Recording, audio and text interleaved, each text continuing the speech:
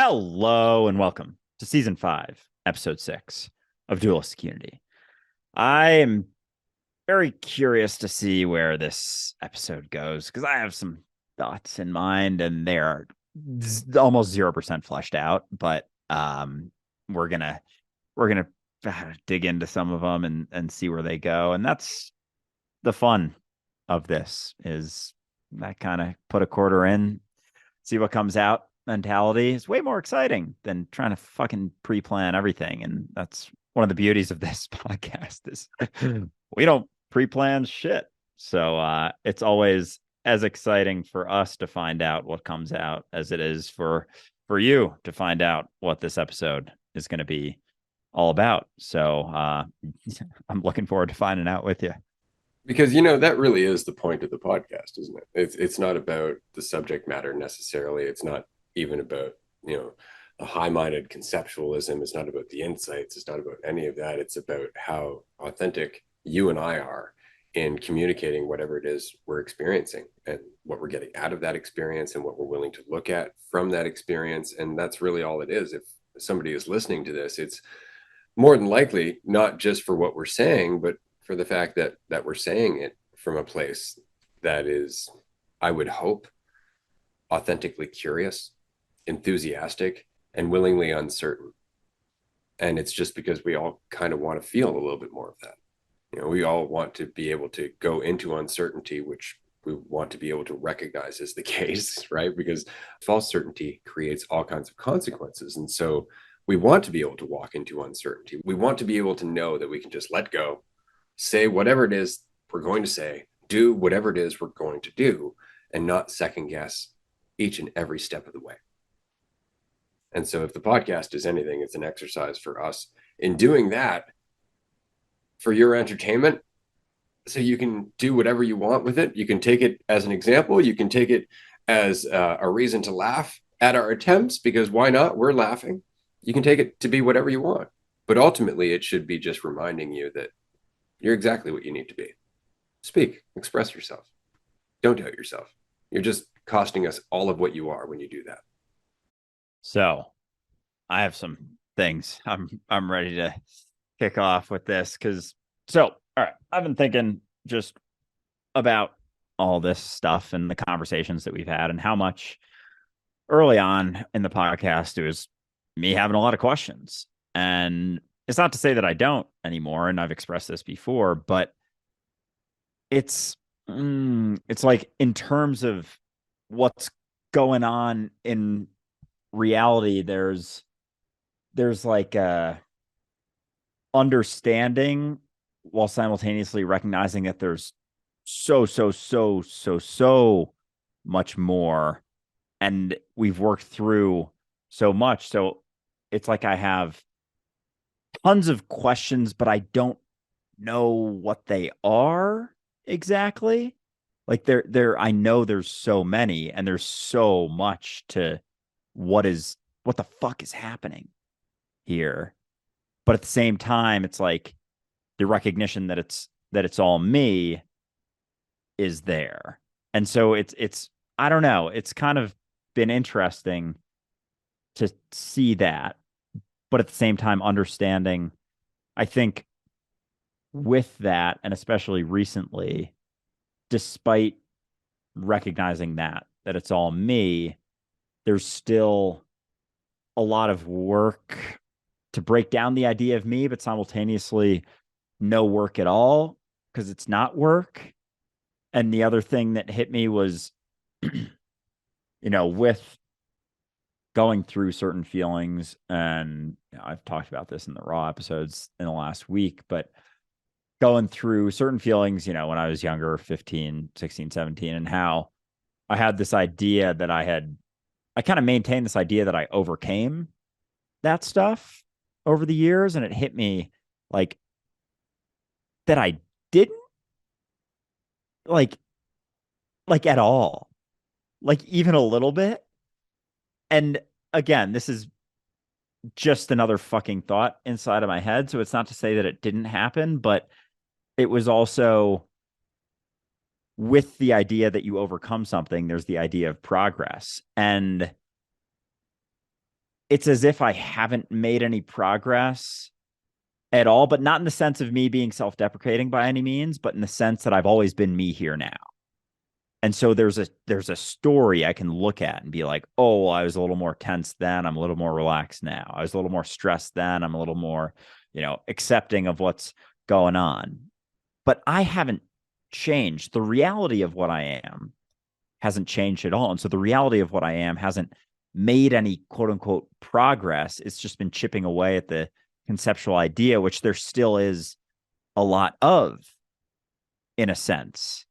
And I see Ray making so many faces right now. So I'm very curious what he's going to get into after I'm done talking. But that idea of progress, like, it made me feel better for a while. Like, the whole idea of looking back at your stuff and, hey, give yourself a pat on the back. And I've always been very hesitant to do that.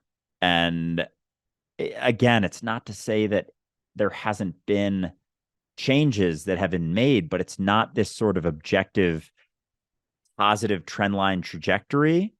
It's still even baseline when it comes to the reality. It's just the conceptual has shifted, and not even shifted. It's just the conceptual has been chipped away at.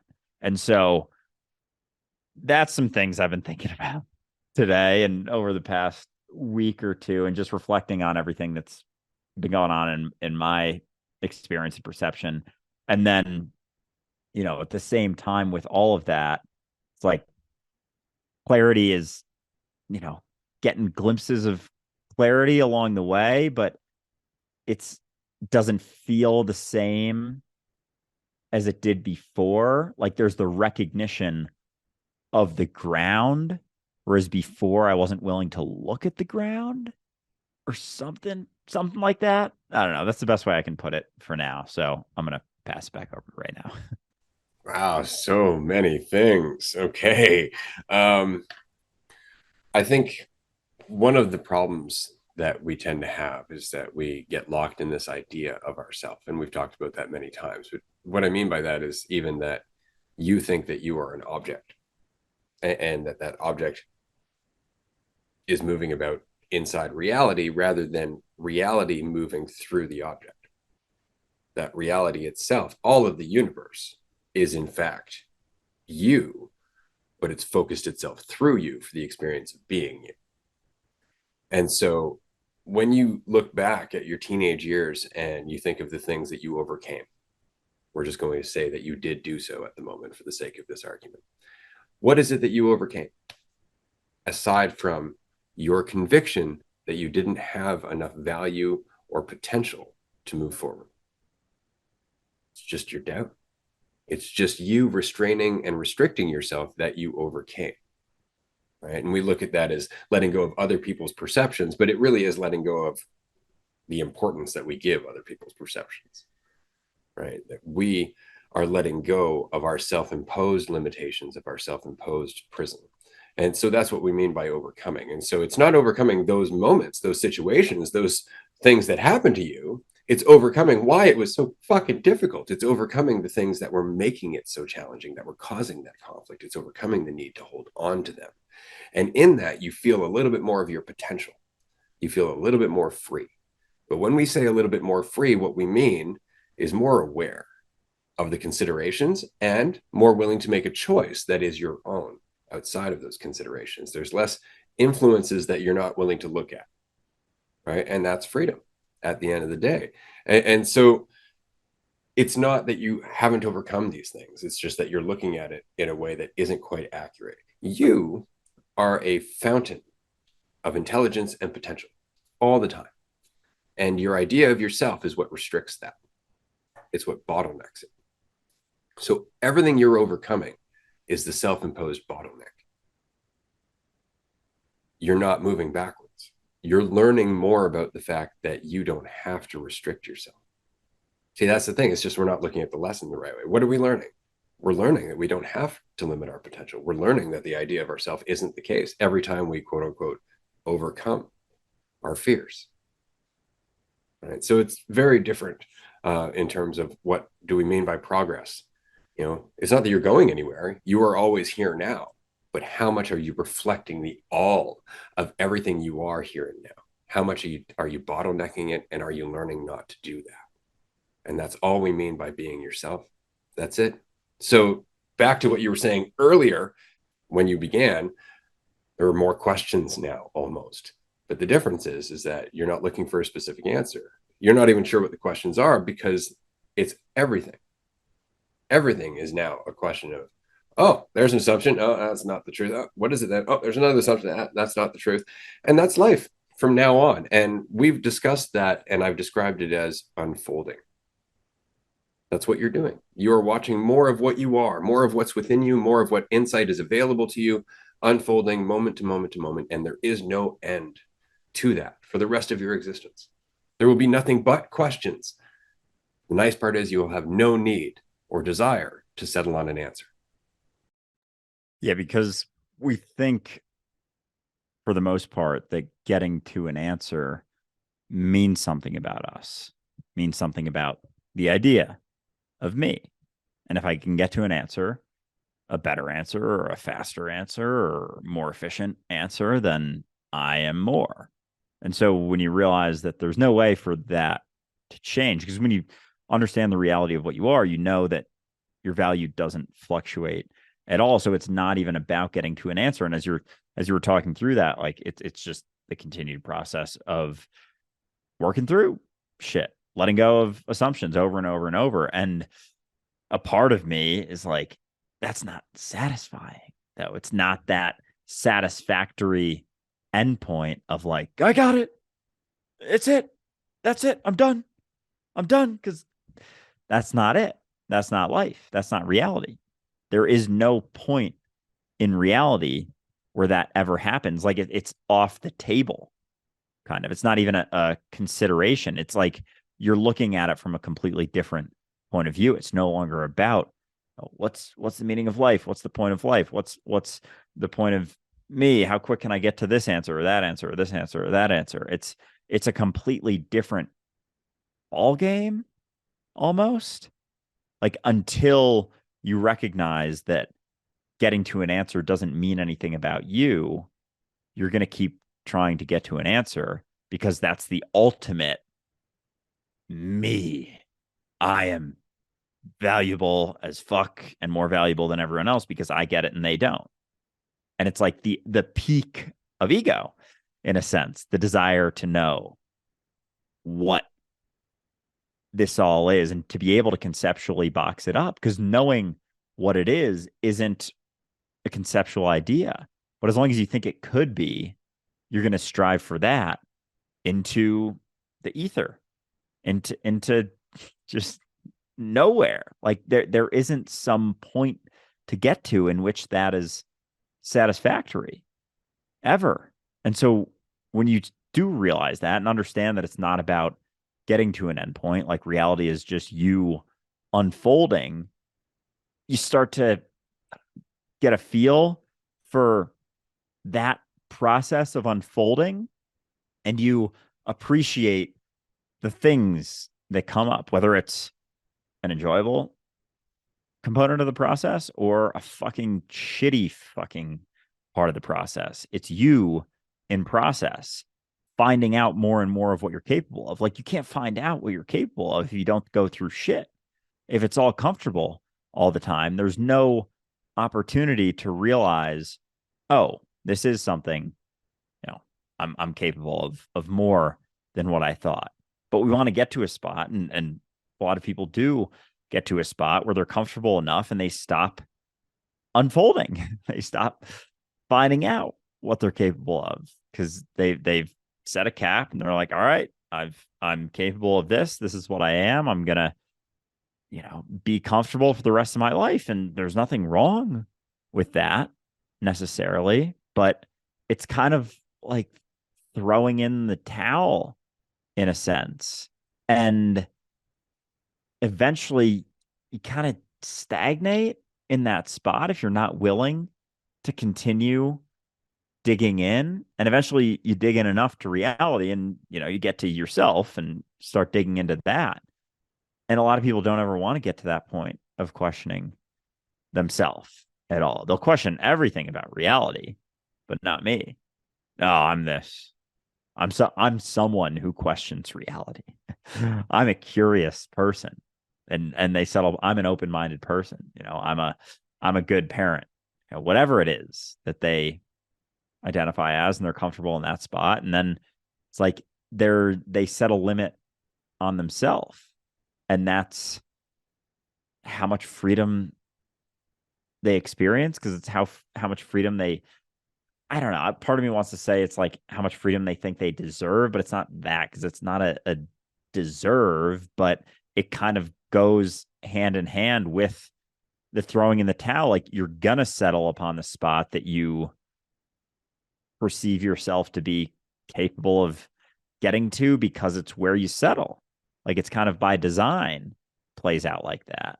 But it's interesting to see it play out, and I'm more curious than ever where that process plays out, and whatever it is I've been feeling the last couple weeks. Like, I'm almost more just curious about how that's going to inform all the other insights that I go through over the next year and, 70 years. It's really interesting. We were talking about a fountain of potential and insight, and each of us are exactly that in the here and now. That's what we are. We are change embodied, and how much we allow ourselves to just be is how fluid we become, and how much alignment we're able to achieve, or rather recognize and become sensitive to from moment to moment to moment. But you could easily take that and expand that out and turn each of these fountains that is you and I and everybody else that is everything, and turn them into a drop, and then envision them in a larger fountain. And that larger fountain also has the capacity to be limited in its flow. And so all of these drops are coming out, but they're only expanding a certain distance from their source, as it were. And it's because of that bottleneck. And so collectively, you can actually see where we're all settling. You can see that it's on the mentality that values politics and economics and war and control and media and distraction and entertainment. It values the narrative and identity over reality. And that is all of our collective bottlenecks individually. And as each of us let go of the bottlenecks individually and let go of more of that mentality and mature and grow up and understand that our ego is not the all of everything, that in fact it's just here to inform us, not be our prison, then our collective bottleneck in this giant fountain also opens a bit. And all of a sudden, a few of these drops are landing a little farther from the rest. And it's because they're able to. They can generate that much energy, that much potential, just by virtue of not being in the way. And before you know it, the fountain starts to grow. And that's what we're doing. We are collectively and individually a fountain of potential and intelligence, little ones and big ones together. And the world is being watered by this. And we've just restricted the flow for so very long out of fear that the garden is drying up. That's all it is. And as soon as we manage to let go a little bit in ourselves, the flow increases. And that flow is ultimately just us, the all and everything of us, without fear of allowing that to express. And then we get to see what happens with that. But that said, that changes the path. That changes what it is we're doing here. It's not about trying to get somewhere in life anymore. Now it's about, and we talk about unfolding, but we've also talked about mastering flow state, which is really the same thing. You can say master unfolding if you'd like to, but that just means feeling it happen, recognizing it happen, aligning with it as it happens, being sensitive to it as it happens. And by it, I mean you, right? And so now it's not a matter of where are we going? How do we get there? What does it mean about me? Now it's a matter of how much distortion am I adding to the reaction or the action that I'm having in this moment here. It's just like trying to tune an old analog radio, right? You got to go back and forth with the dial before you can find the signal. Well, most of us have just stopped. Like, it's like we found a station that's almost clear. It's a little staticky, and we're just like, it's good enough. Fuck it. We'll just listen to it. And that's what we've done. Whereas, collectively, we didn't have to stop doing that. We didn't have to stop looking for the signal. We didn't have to stop going back and forth until we found it. It's just that we became afraid that we'd never find it. I like that one a lot. Yeah, because that's like when you turn in the dial, like static, a little clear, not quite clear, and it's got to be like right on the perfect spot. And if you're getting sick and tired of it, you'll settle upon that. And you're like, oh, it's good enough. And it's like, it's pretty clear, but it definitely could be clear. And you know exactly what that's like. I think everyone has experienced something like that where, or even, there's times with when I put a contact in and it's like, there's a little thing and it's like, I could ride this out, but there's definitely something in here. And sometimes I'm just like, fuck it, I'm going to go with it. But other times I'm like, we're going to figure this out. And sometimes it's something in my eye, sometimes it's something on the contact, but it's that. And it's you can tell when it's same on the radio station when it's like, it's station like when I grew up with, it was 101.3. It's like it's on 101.4. You can still hear the music. Or if you're outside the city, like an hour and a half, it's like you can still hear that station, but it's like it's not that crystal clear thing that you're used to. And so with the discussion of the flow and whatnot, because this is something we've talked about plenty of times, is that we're always in flow. Like we're not in flow, we are the flow, and it's always the case. And so it's just about like how little weight you add to the flow that's already happening, that's always happening. And anytime we maintain an idea of what we think the flow should be, is adding weight. That's what it is. Anytime we think something should be happening as opposed to just paying attention to what is happening and finding out and like actually finding out what's happening. Yeah, it constricts, it adds weight, it hinders that flow from expanding. And the more relaxed you are, it's like just with tension. Like, if a hose, like you were saying earlier today, with the kink in the hose, it's like that's going to create a lot of pressure, a lot of tension. Whereas if it relaxes enough to the point that even, you could even take it as far as with a hose, like if a hose were to relax to the point that a hose could, like to the extreme over years and years and years, like it actually starts disintegrating. And then it's not really this stream anymore. And it's just coming out of the faucet in a much wider capacity. And then, you take that far enough, the house starts breaking down because it's just relaxing so much. And just, bear with me. I don't really know where this is going, but, the house breaks down. And all of a sudden, that little faucet it was coming out of on the side of your house busts open and it's a larger stream. And then, the fucking ground breaks open or whatever pipe it's coming from that's a little wider, that busts open. And it's just this continued process of relaxation. But we get caught in thinking we're the hose and we have to control exactly where it's going and if there's enough or not enough. And meanwhile, it's like there's all this shit back there coming from originally a river or a dam or the ocean, goes into water towers, into the pipes, into the house, into the faucet, into the spout, into the hose. It's like we're that hose thinking that we're in control of the flow and we have this entire flow behind us. And like, we relax through the hose, notice the flow open up a little bit more. And we don't understand that there's still so much more. And I think that's a component of it. Like we like just with me, for example, recognizing that the story that I told myself for a very long time isn't the reality of what I am. And you can get caught in that. And I think I may have gotten, I don't know, I say caught, but it's just like would have stayed in that spot if dualistic unity hadn't come around and, I hadn't been talking about it and talking through stuff all the time. I may have been good with recognizing that I'm not the hose, but not realizing there's still so much more behind that. And all the other spouts come out of all the other houses are all coming from the same spot. And the more deeply you relax, the more deeply you recognize, oh, that entire flow is coming from the same exact spot. Oh, that spot is actually what I am. And so it's just, but it's not getting to the spot of recognizing. It's relaxing in the spot that you're in, no matter what life is throwing at you. no matter what is happening, if you can reduce the concern that's causing all of the tension and just relax through it. And even if you're concerned, reduce your concern about your concern, whatever spot that you're in.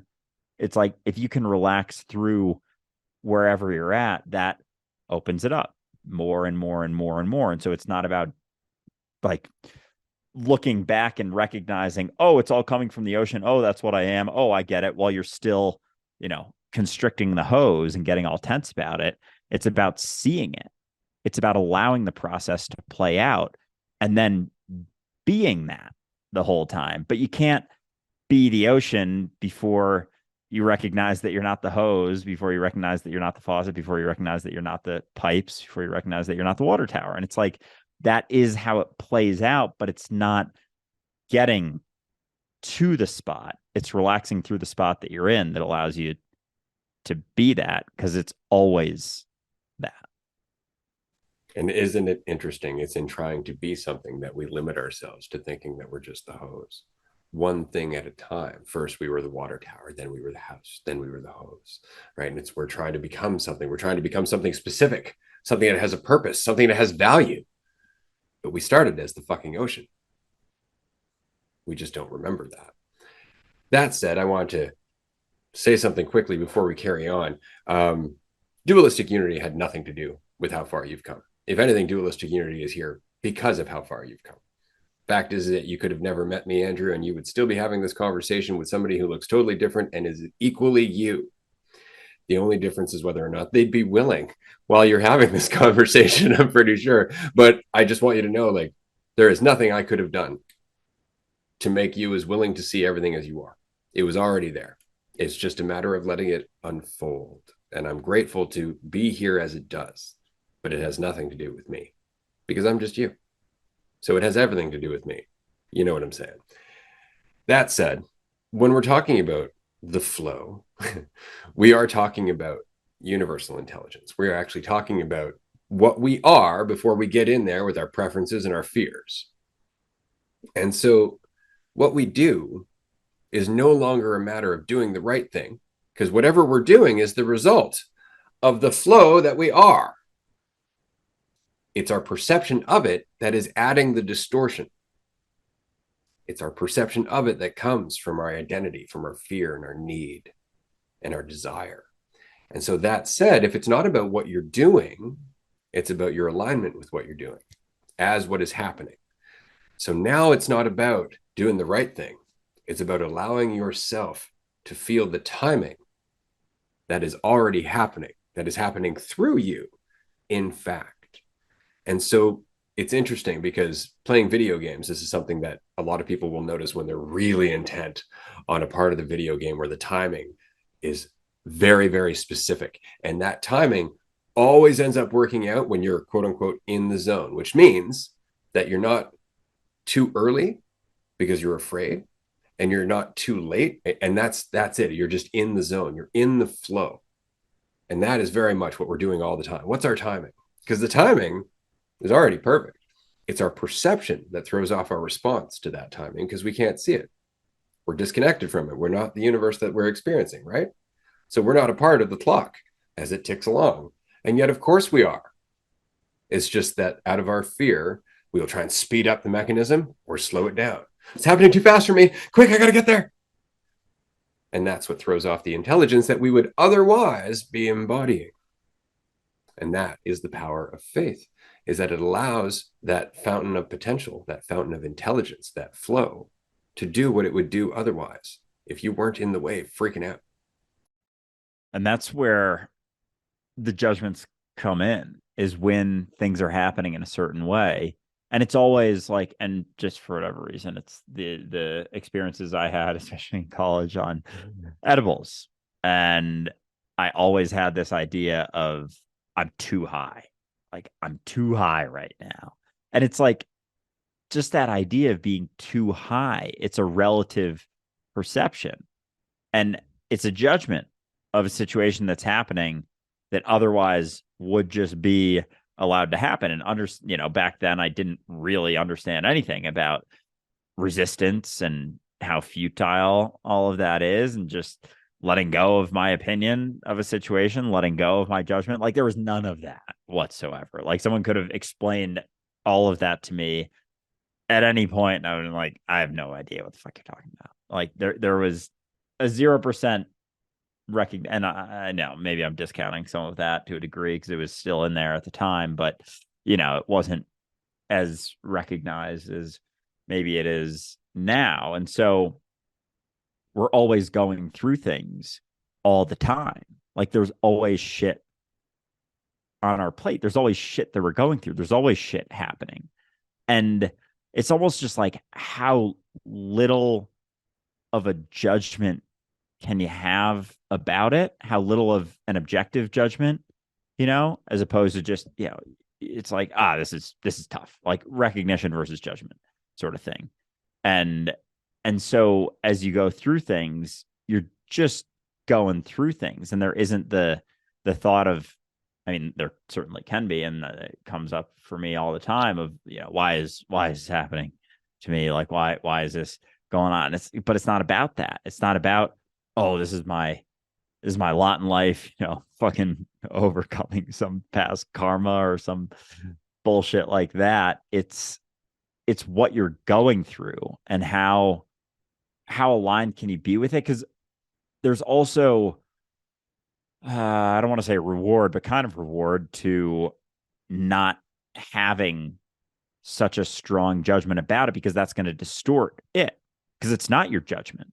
It's not your idea of it. It never, ever is. So anytime you think that that's what it is, it distorts it to the point that you're no longer even seeing what's happening. You're no longer seeing reality anymore. And so it's just maintaining the sight of reality, which is always just what is. Your opinion, your judgment, your perception is more or less irrelevant to what's actually happening in reality. And so without the judgment of it on any degree of whether it's your judgment and your judgment of your judgment and your judgment of your judgment of your judgment, if you drop that, if you understand that your judgment isn't it, you keep looking at reality, and you can keep interacting with reality.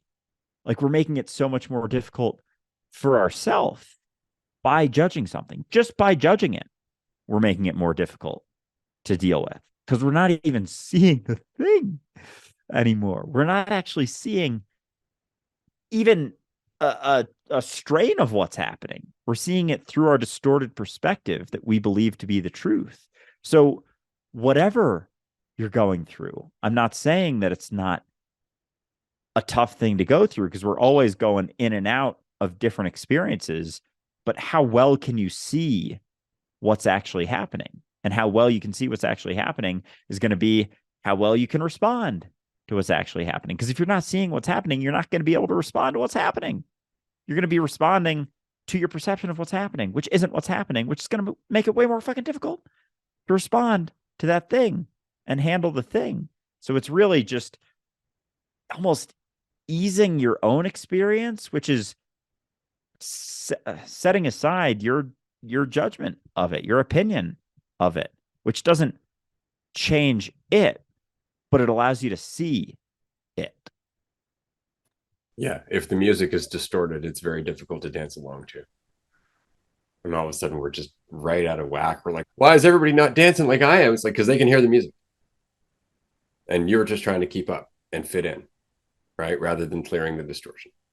And that's very much the case. It's funny because the immediate image that I had is, we don't recognize that each and every perception that we hold on to as truth is essentially like putting on a set of VR goggles with a slightly different world than we're actually experiencing. So you're still kind of seeing the world, and like the walls are where they are and the ground is where it is.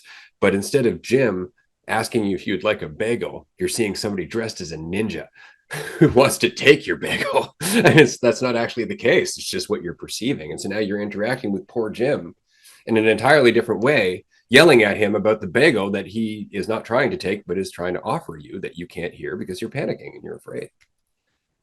And it really is just like that. Assumptions really do put a virtual world over the world that we would otherwise be experiencing. And so then we wonder, why am I experiencing so much conflict? Because you're not in the world. You're not interacting with it. You're interacting with assumptions, and nobody can help you there because nobody has the script. Nobody's in there with you. It's impossible. And yet we form expectations. Why aren't you catering to my narratives? It's like, we don't know them. It's impossible to do that. Maybe we can collect a few and kind of make some rules like, okay, well, these ones we can do something about. But there are so many. And the more you want to, the more you're going to have, right? That people must cater to. So that said, I wanted to address this question because it comes up a lot. And I know because I used to be the king of this question. Why? Why is this happening? And what's funny about that question is it implies that there's an answer that's going to be satisfying to you, or that there is someone, in fact, to answer the question. What's funny about that question is that it would be equally valid to ask, why not? Why shouldn't this be happening to you? And what you'll find is that your immediate answer is, because I don't like it. It's the only reason you're asking why. Preference. It really is. Hindsight is 2020. I love that expression because often the things we're like, why do I have to go through this? I hate this. I don't want to do it. And then all of a sudden, a year later, we look back and we're like, damn, I learned a lot from that shit. And isn't that funny? But we never allow ourselves to get there. We're too busy with all our opinions. We're too busy pissing and whining as we go through the experience rather than just getting it done. How much work would get done if you stopped bitching about it? How much of your life would just go by if you stopped resisting every fucking step that didn't match what you think should be the ideal? And then what's funny is that you would make the most out of the moments that you have, achieving what others might consider to be the ideal. And it's because you've let go of the ideal and thus become the ideal, which is awareness, responsible awareness, responsible, reasonable awareness. That's the best you can hope for, because in that you have choice. In that you have freedom. Not certainty, but certainly freedom. Because it's not about what's happening. It's about you and how you're responding to what's happening, or how little distortion you have in regards to what's happening. And as much as our perception is a shade on the VR goggle, so is our preference as well, like a massive shade on that. And we hold on to those, despite them being fucking made up, despite them not actually being as solid as we think. Like, we hold on to those preferences thinking that it's what we are. And they're kind of silly when you think about my favorite thing or my preference. It's like, I sometimes have a tough time when someone's like, oh, what's your favorite food or something. Like, I told the story a couple seasons ago when I was on a episode. It was this fitness guys podcast, and we were kind of going into some stuff. I was kind of like, I don't know, felt like the token mental health guest that he had on his fitness podcast. And at the end, he asked me what my basically what my favorite meal is. It's like, if I was on death row, what would be my last meal or something like that. And I straight up like couldn't think of anything. I took like a few minutes and I was like, and then I just settled on something. And so it's funny, like, how often that conversation comes up. Like, what's your favorite this? What's your favorite that? What's your opinion on that? And we say it as if it is something that exists. Like, it's something that's very, very real. Like, oh, my favorite food is this.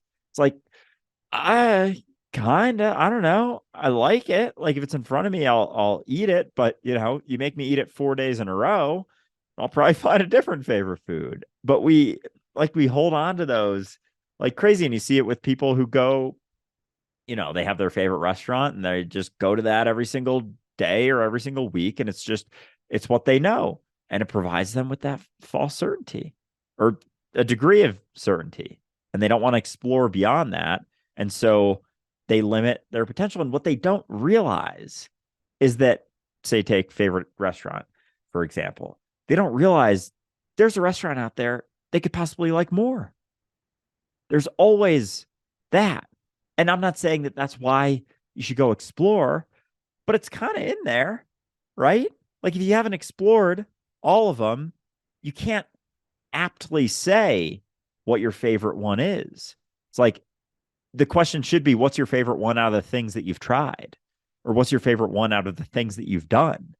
And that kind of shifts the question a little bit, because you got to think like, oh, well, so it's not really my favorite. It's just my favorite based on what I've experienced, which is super limited. And there's a lot of people out there who've probably experienced very little and they settle upon a favorite and then they just ride that out forever. And so, again, not to say there's anything wrong with that. It's like someone settling upon an assumption of themselves, an assumption of reality, and then building a course around that and saying this is the answer. It's like not really anything wrong with that, but there's going to be fucking consequences. It's not a right or a wrong thing. It's just how much distortion is there? How much are you keeping all of the recognitions at bay? And if you're settling to any degree upon something, you're keeping those recognitions at bay. And so coming to any answer is always hindering the potential recognitions that would exist beyond the settling upon that answer. And so it makes sense in our society with our desire for certainty at all times, that having your favorite things and having an opinion about everything. You know, I had a friend when I was younger, or it was actually a sister's ex-boyfriend, who was all about like, you should have an opinion about everything. You should be able to have an opinion on every single thing. If someone asks you about it, you should be able to say what your opinion is. It's like, it's such a silly way of existing, because it keeps everything else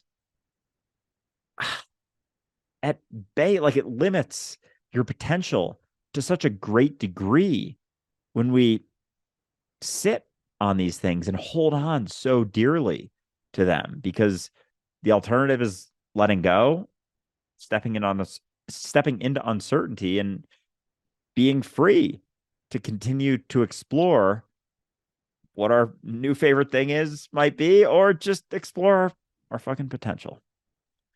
Yeah, that's a really funny one. I know it's something I've run across a number of times, and somebody has asked me, what's your favorite food, or what's your favorite song, or what's your favorite movie? And my typical response is, I don't have favorites.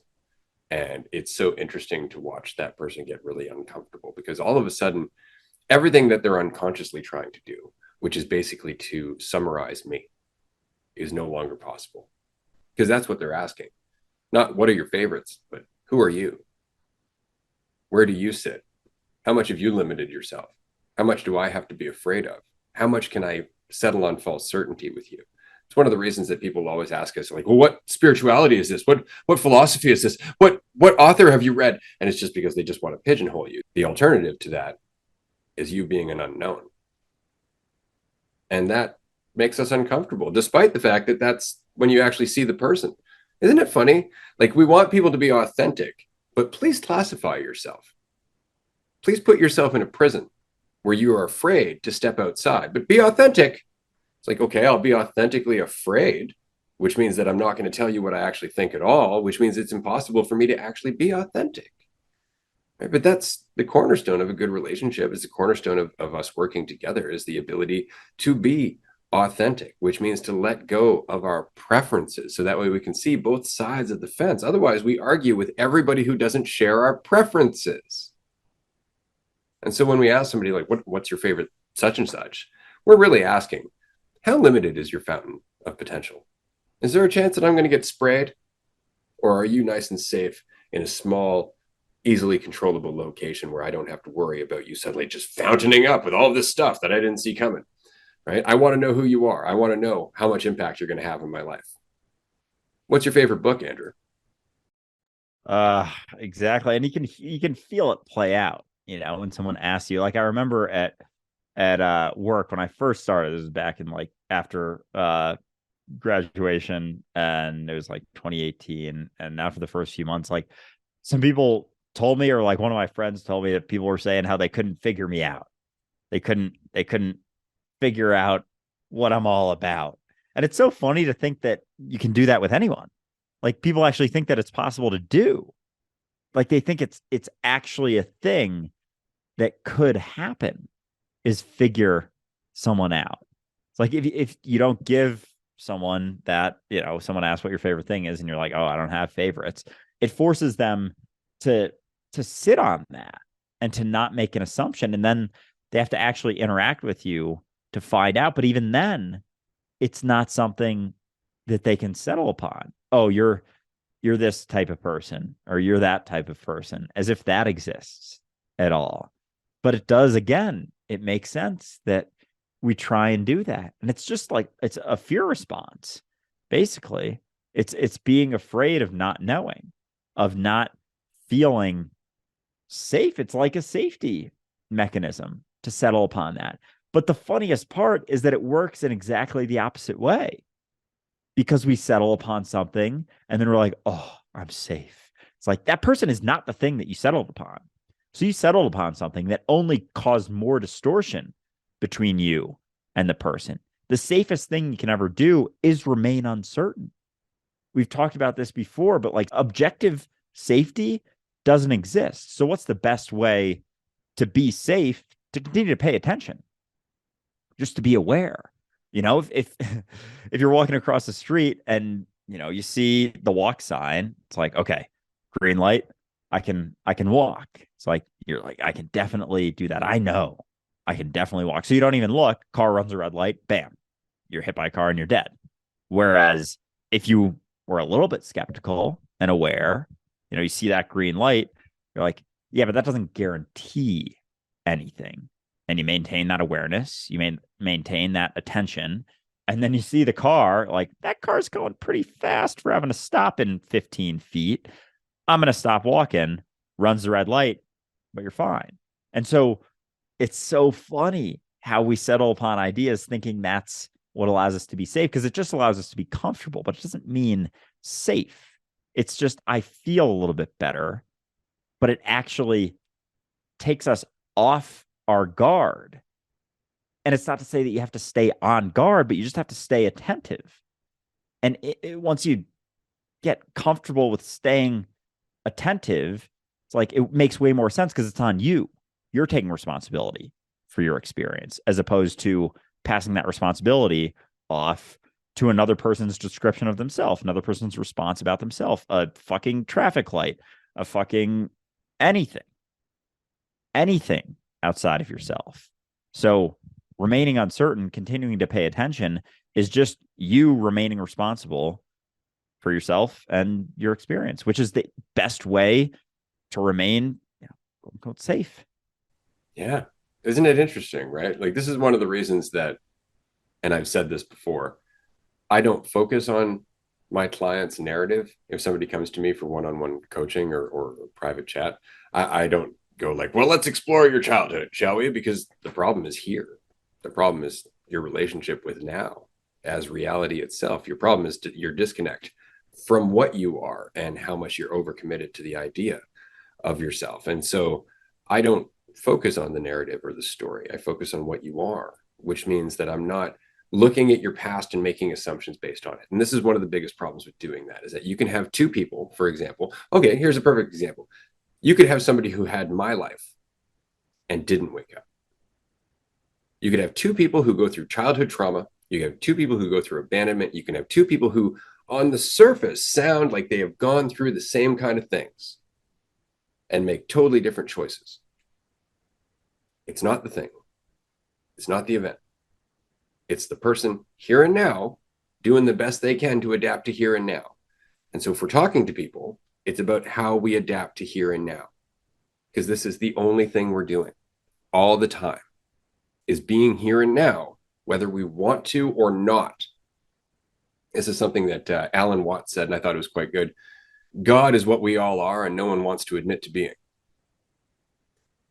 And it's very much the case about being the present, because that is being God. We want to think that we are an object on a linear timeline on a planet that we are separate from, because frankly, that is easier. Then we can just focus on an end result. Otherwise, as you said, it's leaning into the process, aligning with the process, recognizing that you are the process. And in doing so, gaining more awareness of exactly how much process you are, because it's not just the character that you've told yourself you are. Exactly. There's no one else to look to. There's no one else to look to for an answer. You can gain perspectives, Sure, you can have conversations to understand more things, but we look to other people for answers, for solutions, for things to know, to have, to be able to hold on to, and to think that that's going to be it. Like it's got to be through you. It's got to be through your experience and your willingness to just continue to find out. And because the reason that we run to people to find answers is because we are maintaining a perception of ourselves that isn't capable of doing so. And so we need the crutches, we need the assistance, we need all of the help. And that's just a distorted perspective of yourself. That's just something you're settling upon that is absolutely in question and has the potential to be in question if you're willing to do so. But with that, you have to be willing to let go of all of the false certainty that you're holding on to. And so we maintain the false certainty and settle upon that. And because of that, we think we must do other things. We must take other actions. We must look to other people because we're settling upon an assumption that we're then, standing on top of, like, this is all definitely true underneath me. All this shit about myself that I believe to be the truth based on very, very little evidence. And so because of that, I have to look to you and I have to find out, how to figure this thing out as opposed to looking down at the pile of shit that you're carrying with you all the time and being a little bit curious about that. Well, wait a second. Maybe this isn't exactly what I am. Maybe this isn't my actual limitations of things. And then that begins to fall away and you see that you have just as much potential to find out anything or understand anything or do anything as anyone else. Like everyone is starting with the same blank slate. Sure, there's genetic predisposed shit for certain things that we can do, and there's absolutely experiences that we go through. But if you're maintaining that, you're getting in the way of finding out what you're capable of. And so it's not about coming to the same conclusions as that person, but it's about recognizing that you're both coming from the same potential opportunity to come to the same recognitions. No matter where you start from, no matter what you've been through, the potential is always the same. And it's just how much you have in the way, how much you're holding on to that's keeping that potential at bay. It's really interesting how things can change in terms of perception because it's not about telling yourself that you can do what everybody else can do. It's about reminding yourself that any of those people would do exactly as well as you're doing if they were you. That's it. It's not, we're all equal. Yeah, but we're in different forms. We have different functions. We have different experiences, different journeys. All of us have different challenges. It's not about being able to do the challenge of the other person because your challenges are different. Even if you are both to run the same race, it's a different goddamn journey to get to that race. It's a different journey that comes after that race. There are different steps that you are taking. They may look like similar journeys, but they never are. You are the all and everything that you need to get through the journey that is yours. If anybody else was in your shoes, this is the best that they could do too. So it's not about what are others doing. It's about what can you do with what you're doing? How much can you make of the experience you're having? And how much have you settled on an idea that you can't change it? That you can't, in fact, align with it, that there isn't more to see. That's really it. It's not about not having suffering. It's about what can you do with that suffering? What have you learned from that suffering? Have you turned that suffering into something else? Or are you just sitting there taking it? And it kind of reminds me of the example we were talking about last week with not being above the ground, people higher than others. It's like everyone's underwater, holding themselves down to a degree with all of the weight and all of the perceptions that they're holding on to that's sinking them. And even another potential component of that example that I was thinking of is it's like, those jets that we hold on to underwater, or that people, I've never done it before, but like they can hold on to it and kind of like fly under the water around and shit. And it's like some people have those and they're looking at it in a way because they've settled upon an assumption of how it works that's actually pointing down, and they don't realize that they can flip it around, look at it a little bit differently, and it can actually help accelerate you towards the surface. And that's, I think, it with the suffering that we experience, the lot in life that we're given.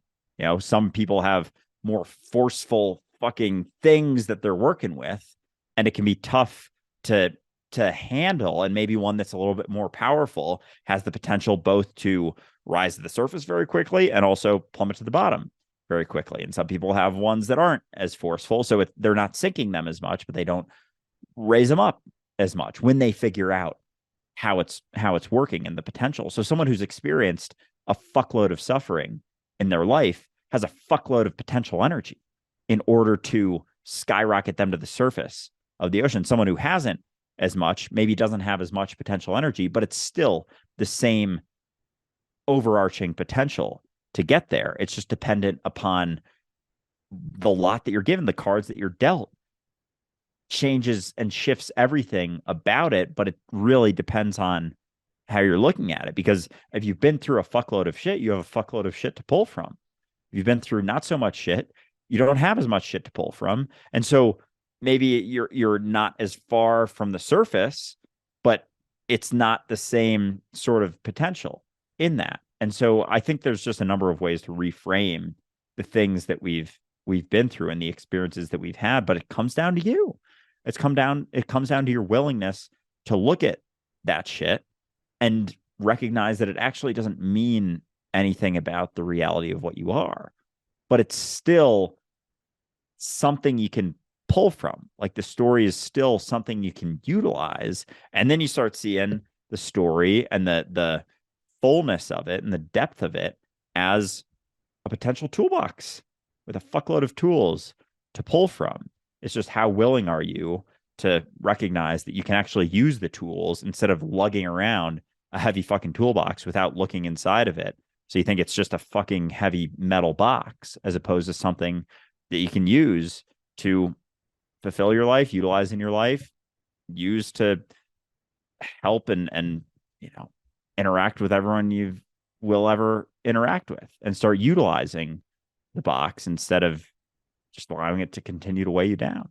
And that's it. It's looking at all of the perceptions that you've held on to that are limiting the flow of your potential, and then asking yourself if they need to, if that is in fact the only function that they can have, because we did a lot of that when we were young and we didn't know any better. And so a good example off the top of my head would be, at one point I looked at everybody who had ever hurt me as a justification to protect myself, to give into my own fear, to cater to it, to cope with it, to nurture it, hold on to it, and make it a part of my reality. Now I can look back and question those situations, those experiences, and recognize that the people who had hurt me were doing so from a state of mind that couldn't see me. And so all of a sudden now I can learn about my own fear and how much it can blind me from the destruction that I can create around me.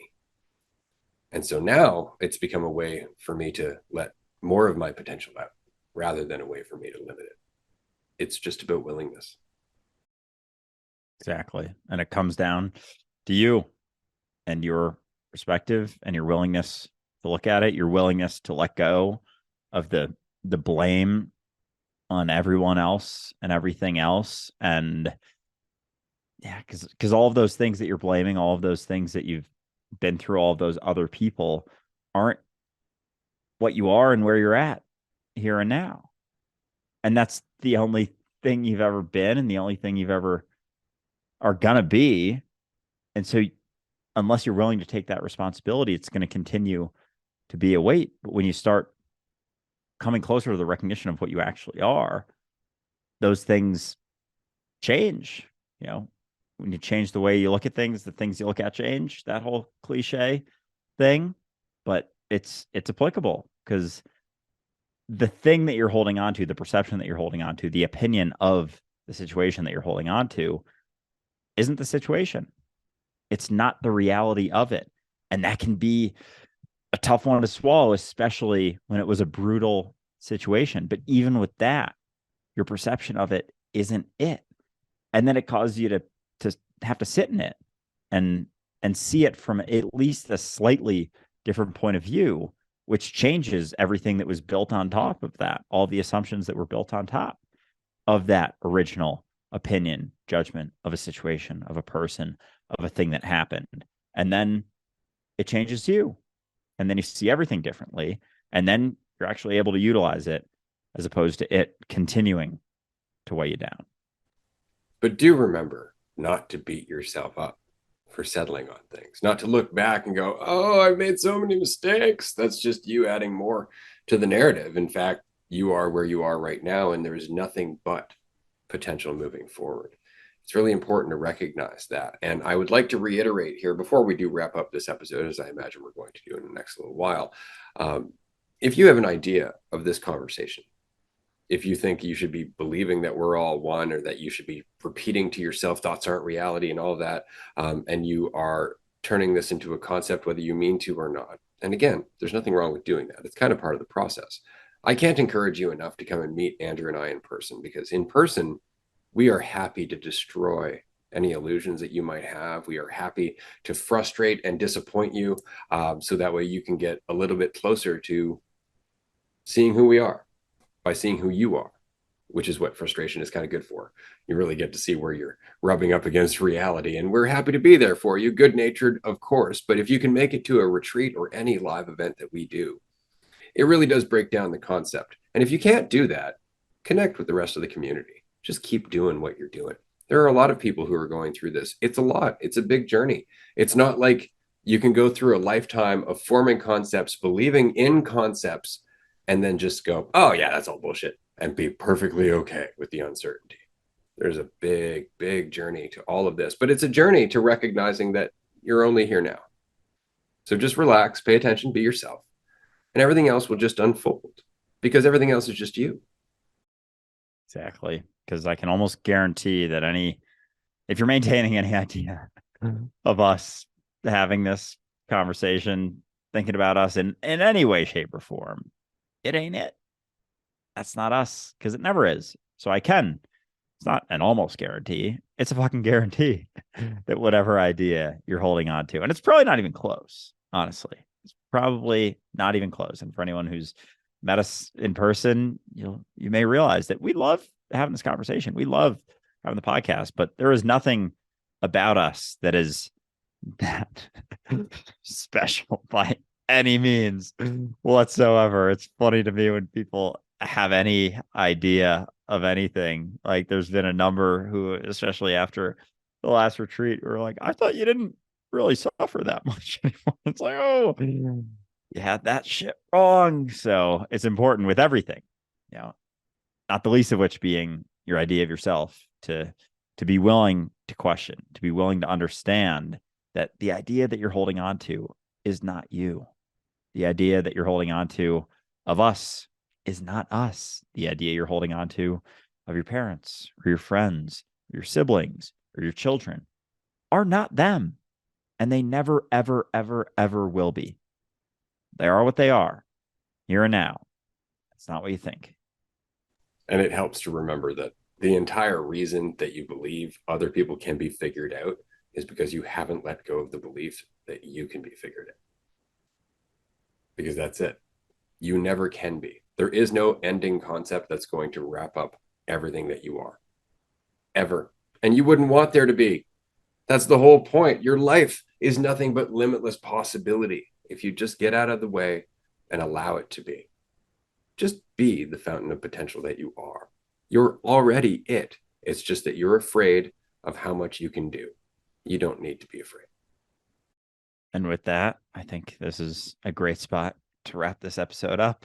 I had no fucking idea where it was going to go, but and I still don't even know really where it went, but it was fun for sure. So I appreciate everyone for tuning in. Keep in mind, we have some retreats coming up. Those announcements come out on Patreon. So if you're not with us there, join us. The groups are fucking incredible. They're always very therapeutic. I know people talk about, but for me as well, they're a great time to just be able to chat with people who are going through stuff no differently than what you're going through. So I appreciate everyone for tuning in to this one, and we'll talk to you soon.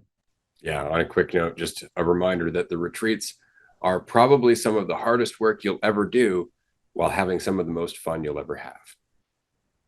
Thanks so much for joining us, everyone. We'll see you next time. Bye, everyone.